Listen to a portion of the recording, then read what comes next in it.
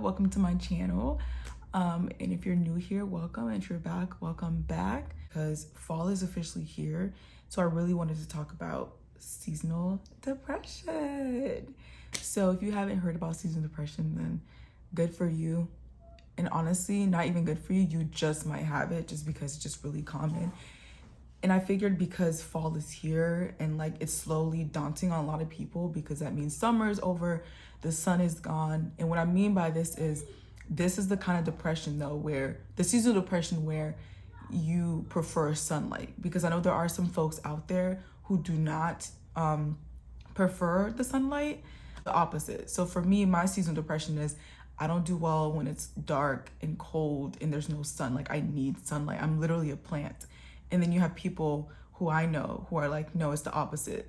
Summer gives me depression, like makes me super depressed, which is crazy to think about, but hey, there's that's the point of diversity, especially when it comes to mental health space. So we're gonna do our makeup while I just talk about seasonal depression. I just felt really moved to talk about it. And yeah, I have an interview, which I'm like, okay. So I'm just gonna do my makeup. I'm gonna do my makeup and we're just gonna talk about just like ways to like combat depression. I did change the lighting up a little bit, which I kind of like this a lot better than like before, because before my lighting, like the regular apartment lighting that comes with your apartment, your house, was just yellow, and I have like my vanity and it's just like the LED lighting was fighting with the yellow lighting. So yeah, so we're just gonna do a quick makeup, nothing too crazy. I don't do anything too crazy. It's very similar to like my quick makeup routines that I've done in the past.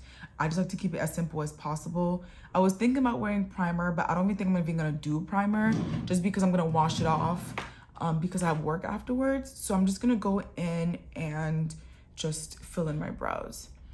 And just like a disclaimer, I'm not a professional at all. This is just all based off of my personal experience and what I've dealt with and what I've learned throughout the years. So I am currently now 24, which is crazy to say out loud. I just recently turned 24, but I am now 24 and I didn't really struggle with seasonal depression till honestly like my freshman year in high school. It just hit me like a brick. Like literally I had just transferred to a whole new school because my middle school also had a high school. So it's like, I think freshman year, just high school in general, is just like a huge transition. I think just high school is a huge transition for anybody. But I think for me specifically, like I left all my friends at my other school because they were all transferring. They were just moving up to the high school and I was the only one that was like going to another school. So I was already struggling with that. And then, you know, fall came about and I was just like, okay, this is weird. I was literally severely depressed. Like at school, like I just felt like a cloud was like hovering over my head. Like that's how I felt. And I was just like, this is not a good feeling. And then until somebody finally was like, I think, you know, you have depression. And quite honestly, looking back, I did not know that it was seasonal depression.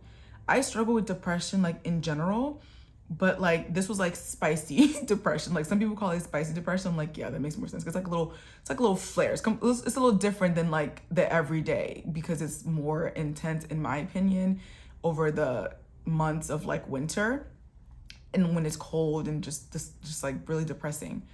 So I, you know, throughout the years, what I did with that was just stay really busy. And I just was like, I'm gonna stay really busy and keep myself busy. So I did track, you know, I did cross country in the fall, did indoor track in the winter, and then went to spring track. Like I was just running all year long. And also like I did theater. So I did like theater makeup and like, you know, hair in high school just to keep myself busy, just like to kind of like run away from this feeling. And so with that being said, now I have the language to be able to like speak to what I think it was, which now in turn, I now know it's seasonal depression. Like I really struggle every single year. And this is my first year just feeling like, okay, I can actually prepare for it or try to get ahead of the stuff. If that makes any sense, like trying to be ahead of like the depression, if that makes any sense. So I just want to share like a couple of tips that I've learned that kind of helps me just a tiny bit. I'm still learning, but these are just things that like has helped me. And I think the very first thing would definitely have to be, I tried this foundation on my birthday and I'm going to try it again. I'm trying to like wear it as much as often because I don't really have like a full opinion quite yet on it. So I'm just gonna like just do 3 pumps. I don't know why I did 3 pumps. I really could have just done 1 or 2, But we're just, okay, the match is actually a lot better than like, wow. Okay. I'm not wearing any primer. Wow, this match. On my birthday, as y'all know, I was not in the mood. I was not in the mood on my birthday. I was just like, let's get this day over with. But this is actually really nice. The match, do y'all see this match? I think for me, so what I've decided to do this year, and I'm not a professional, like I said, I decided what I'm gonna do is, because I struggle a lot with like sleeping, and there was a point in 2020 where, you know, I just was like just sleepy all the time. Like I just could not go a day without napping, which I know is a symptom of depression in general, but like generally speaking, I just couldn't get anything done because I just had to sleep. So what I decided to get my blood work done. And so me being a Black woman in the, like, you know, in the medical field, not medical field, but like, you know, I did study this, like I mentioned before. So I decided to just look up the specific things that I wanted to be tested, just so that they didn't tell me some crazy thing. So I was just like, look, I just need my iron levels checked, because if your iron levels are low, then you know, you do tend to have symptoms of just like sleep, you know, restlessness, whatever it may be. And so I also told them to check for vitamin D. And so I got them to test for that. And then literally within like 48 hours, my doctor like messaged me, and I was just like, he was just like, yeah, your levels are very low. I got all of my results. And so I was put on vitamin D deficient pills. And I actually immediately knew about vitamin D just because I had a friend in college who was like, she just casually mentioned like, yeah, no, I take vitamin D. And I was like, what do you mean? Because she's like, I'm struggling right now. She was just saying how like she was struggling right now because she was low on her vitamin D pills. And I was just like, what do you mean? And that's how I pretty much found out about vitamin D deficiency. And then, you know, then I ended up feeling terrible and depressed. And I was like, let's see if the vitamin D can fix this. So I ended up getting my results and then being put on vitamin D for, I think it was maybe a month or 2 months, just because my doctor like had a higher dose for me. Some people I know, like my sister, she recently got on vitamin D, and the doctor gave her probably like the medium, like small dose, even though her levels were a lot lower than mine. But I mean, to each their own, like as long as, you know, they're taking it consecutively, and then you can like go back to the doctor and see what the progress is. So yeah, number one, like I said, vitamin D deficiency, or just getting blood work done to figure out, or not figure out, but just try to be ahead of what could be. Because, you know, especially as Black people, we definitely tend to have low vitamin D. It takes us a lot longer for us to get the vitamin D nutritions from the sun. Like for someone who's lighter skin, especially white people, we have to be, compared to them, if your skin is darker, you need to be in the sun 30 minutes longer to get the same effects as them. So I don't be outside like that. And especially too, because the sun is barely out in the wintertime. So what I have been doing to be ahead is, or at least this fall, I'm like, let me get some blood work done and see if my levels are now low, because if they are low now, then they're definitely going to be lower when winter comes. So that's the first thing I would recommend. The second thing I would recommend is possibly like a happy light, like an LED light. They call them sad lamps. There are different names for them, but they're on Amazon. I can definitely recommend some in the description if anybody asks. I have one, but it's just basically kind of like a mini ring light, honestly. It's like a small little lamp. You can get different sizes of it, but you just plug it up in the morning. People recommend this. I didn't really believe it, but you just plug it up. You just plug it in the morning. When you wake up, that's the first thing you have to do, and just kind of like sit in front of it for like 10, 15 minutes, whatever, you know, you do your research based off of. But I think like 10, 15 minutes of just like, I'm just using the Fenty bronzer to just darken my lids a little bit. But just doing that, I think really helps, because it just kind of like wake you up and just kind of tricks your mind a little bit into it being sunny. I don't know the science behind, like I said, I'm not a professional, but I definitely recommend getting a sad lamp 100%.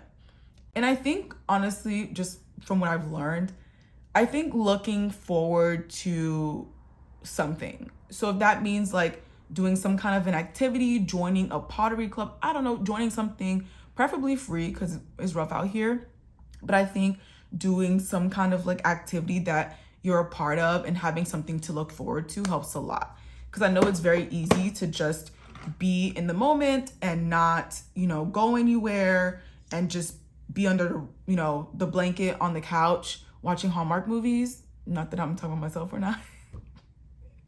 But it's very easy to be stuck in this mindset of like, no, like it's just really comfortable here. And if you've ever seen, I think it's like is it Big Mouth? Yeah, if you ever seen Big Mouth, is it Big Mouth? Yeah, like on Netflix, like when they show like the cat for depression, literally, and the cat's just like wrapping you up and like purring and just like, just like lay right here. You know, that's pretty much what it feels like with depression in general. But I think with it being in the wintertime, that's 100% what it feels like. Like, why would I want to leave this very cozy bed just for me to get up and like do things? What? So I think finding something to do and finding something to look forward to is definitely my recommendation. So to recap, definitely recommend, if you are able to, getting some blood work done for iron levels, like vitamin D deficiency, just those things to kind of like be proactive, just in case, you know, if you do end up being that down the line. But I think it helps tremendously, and I'm definitely planning on doing it. And secondly, getting some kind of like sad lamp, highly recommend. You can always return it. You can try it out if you get it from Amazon, seeing if it works for you.